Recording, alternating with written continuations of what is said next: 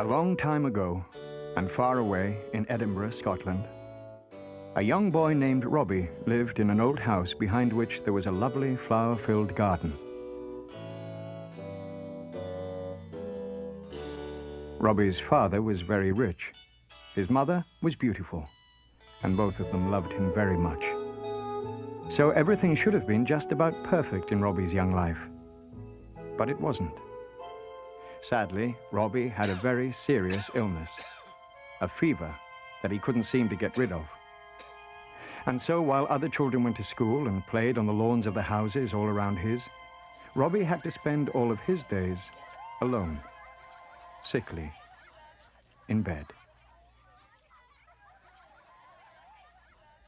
Look, dear, isn't it pretty? You can see down to the garden. All of the daffodils have just come out. I can hear the children coming home from school. Wish I could go to school and play outside, like the others. I wish you could too, dear. And you will, as soon as you're well again. Just a little time longer. You have your toy soldiers to play with. Why don't I fetch you a nice cup of tea? And perhaps a wee scone? Thank you, Mama.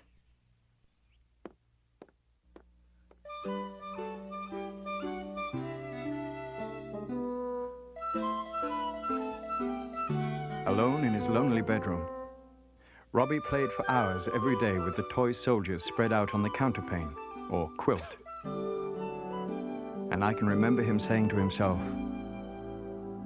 "When I was sick and lay abed, I had 2 pillows at my head. And sometime for an hour or so, I watched my leaden soldiers go, with different uniforms and drills among the bedclothes through the hills, and sometimes sent my ships in fleets all up and down among the sheets, or brought my trees and houses out and planted cities all about. I was the giant great and still that sits upon the pillow hill and sees before him dale and plain, the pleasant land of counterpane."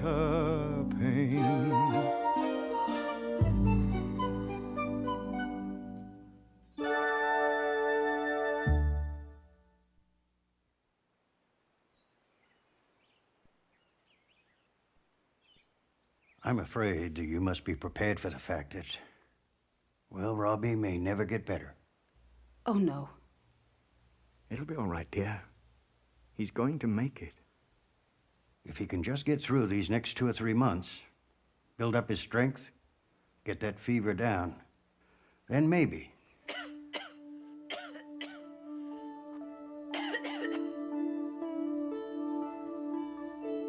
Time for you to go to sleep, Robbie.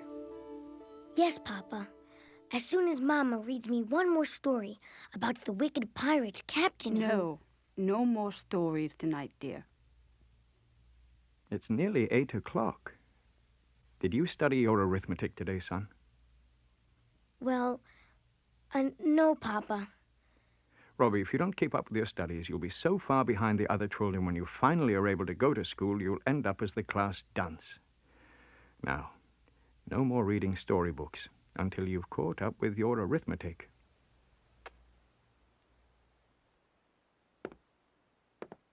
Oh, Mama, I hate arithmetic, and I know, Robbie. But your father is right. You can't avoid your studies. But it's so boring. You can still read your books and dream, but you have to give real life some attention as well.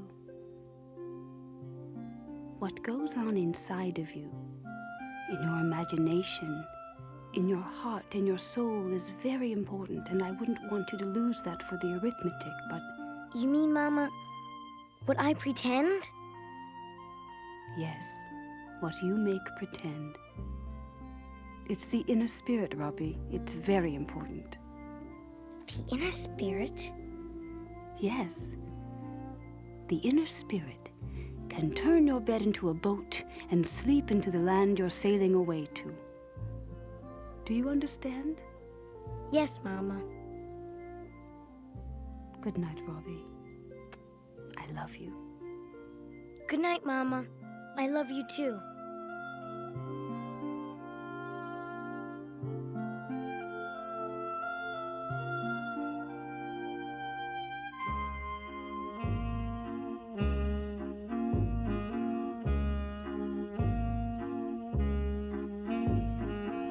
My bed is like a little boat. My mother helps when I embark. She puts me in my sailor coat and starts me in the dark.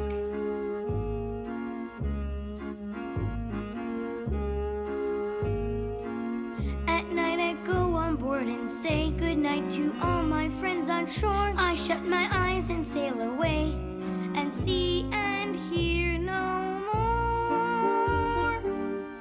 And sometimes things too bad I take, as prudent sailors have to do. Perhaps a slice of wedding cake, perhaps a toy or two.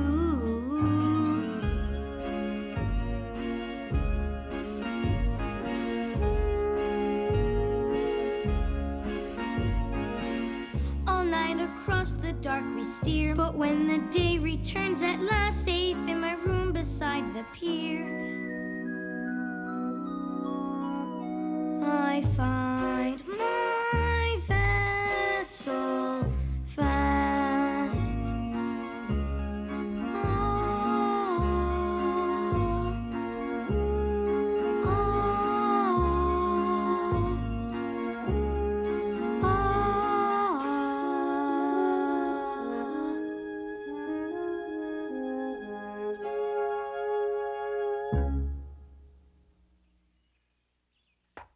Isn't it wonderful, Mrs. Duncan?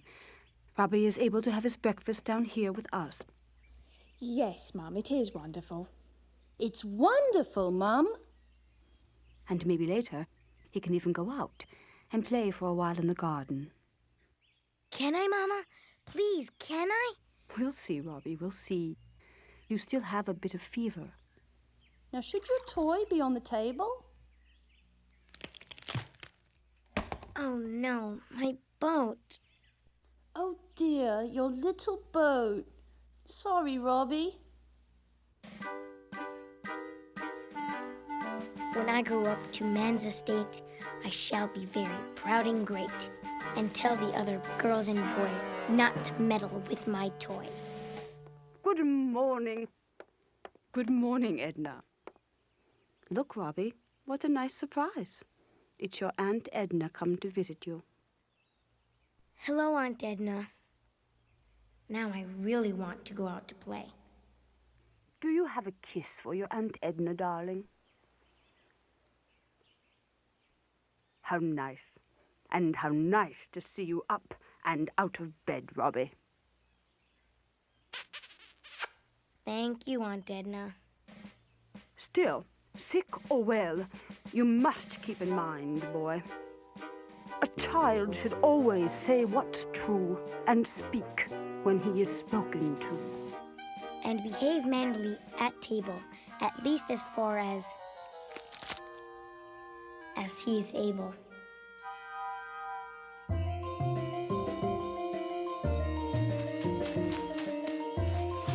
Oh boy, hooray! Outdoors! Robbie, don't overdo it, please.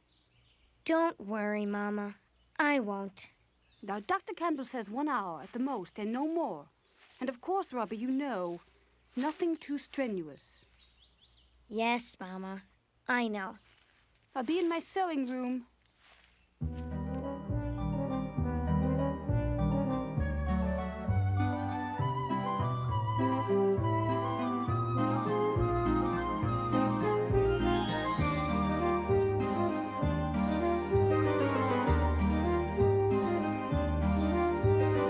How do you like to go up in a swing, up in the air so blue?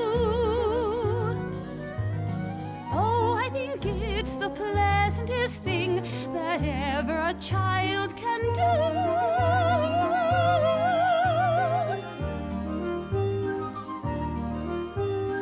Up can see so wide. Rivers and trees and cattle and all over the countryside.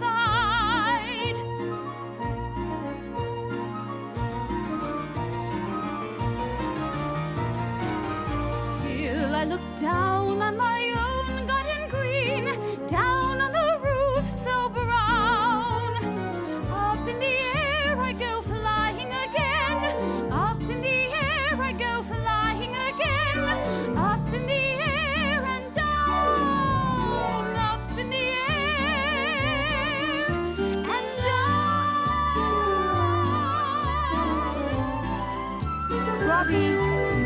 Robbie, that's enough swinging. Not so strenuous, I said, please. Yes, Mama.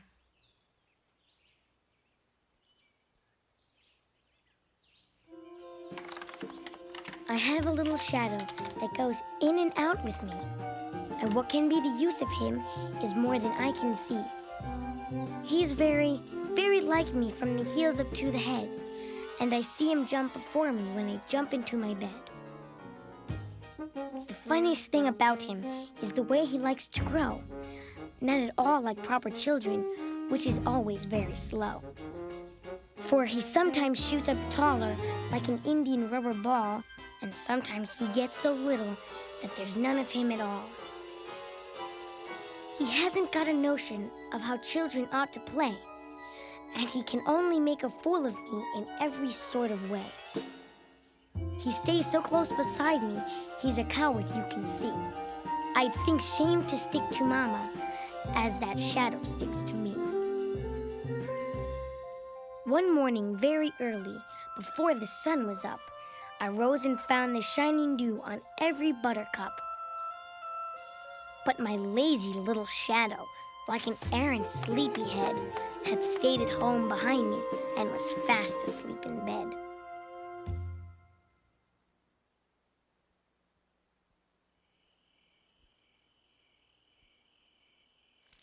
So happy I almost cried. Really. Seeing him on his swing again, just like other children. Aye. But I hope that he didn't overdo it. Oh, John, I'm afraid he might have. I think his fever's up again, and Dr. Campbell said... Then he shouldn't be out of doors. Please, dear, keep him inside. Yes, John. Of course you're right.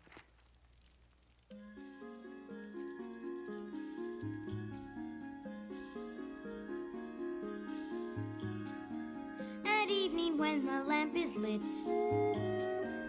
around the fire my parents sit. They sit at home and talk and sing, and do not play at anything. Now with my little gun I crawl, all in the dark along the wall, and follow around the forest track, away behind the sofa back. And there the river by whose brink the roaring lions come to drink. There in the night where none can spy, all in my hunter's camp I lie, and play at books that I have read, till it is time to go to bed. Robbie, time for bed, boy. Till it is time to go to bed.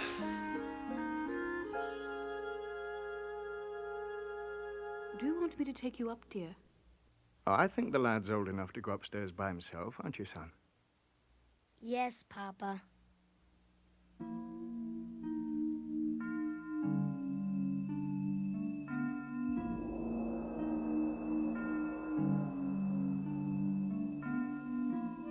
Must we to bed indeed? Well then, let us arise and Go like men.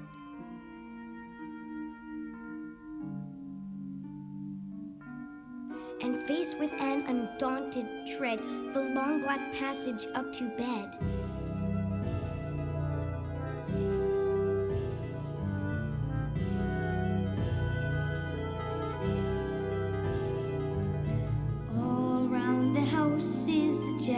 black night. It stares through the window pane. It crawls in the corners, hiding from the light, and it moves with the moving flame.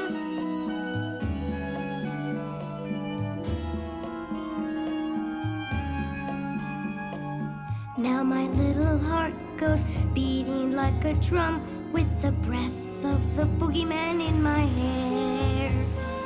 And all around the candles, the crooked shadows come and go marching along up the stairs.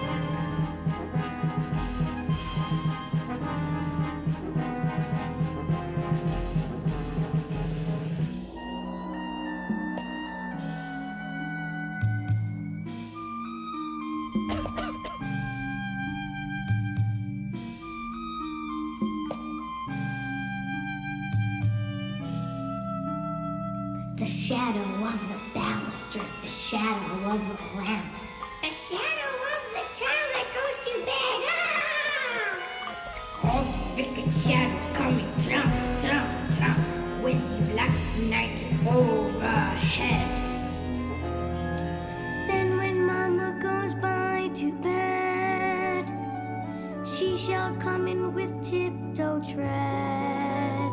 And see you lying warm and fast, and in the land of Nod at last.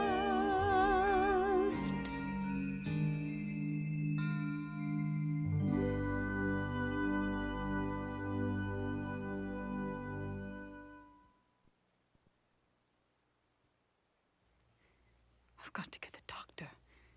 I've got to get Dr. Campbell here right away.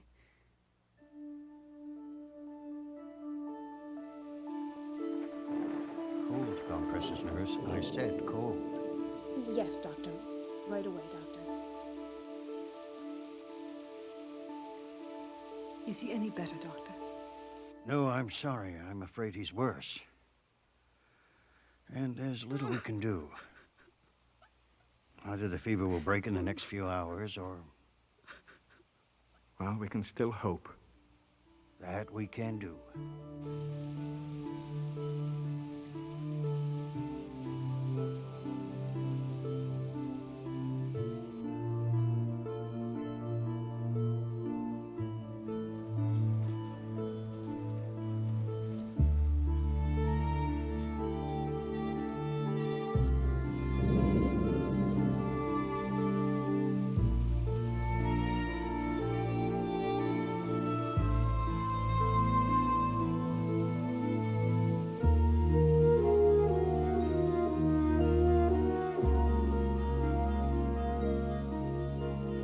Of speckled eggs the robin sings in nests among the trees.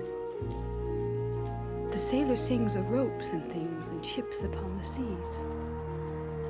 The children sing in far Japan, the children sing in Spain. The organ with the organ man is singing in the rain. Well, Doctor?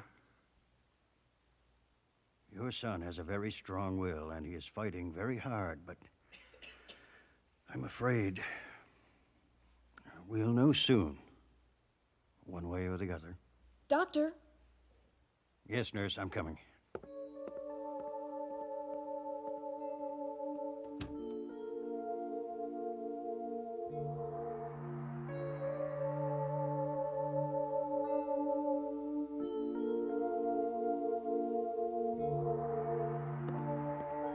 At least the rain has stopped. That could be a good sign. The moon has come out.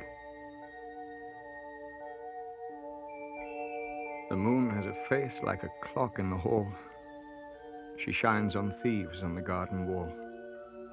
And on streets and field and harbor quays, and on birds asleep in the trees. The squalling cat and the squeaking mouse. The howling dog by the door of the house. The bat that lies in bed at noon, all love to be out by the light of the moon. But all the things that belong to the day, cuddle to sleep to be out of her way. and flowers, and children close their eyes, till up in the morning the sun shall rise.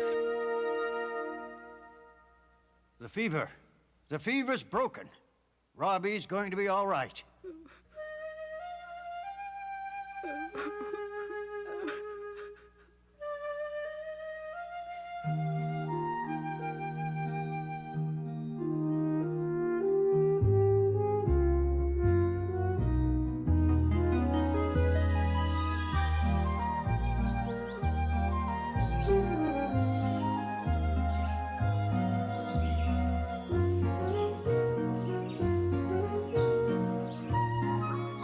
Robbie got well, and for good. And I should know, because that boy, you see, was me, Robert Louis Stevenson. And I grew up to be a writer of many books. I also wrote the words to the many poems you've just heard. Robbie, come along. Here are your books. Hurry or you'll be late for school. Oh, Mama, do I have to go to school?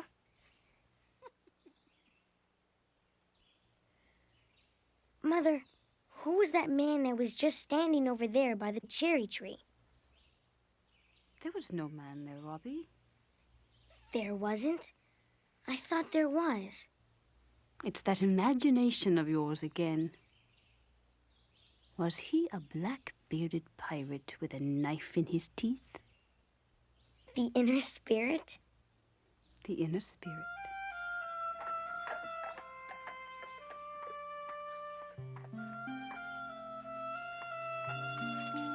Bye, Mama.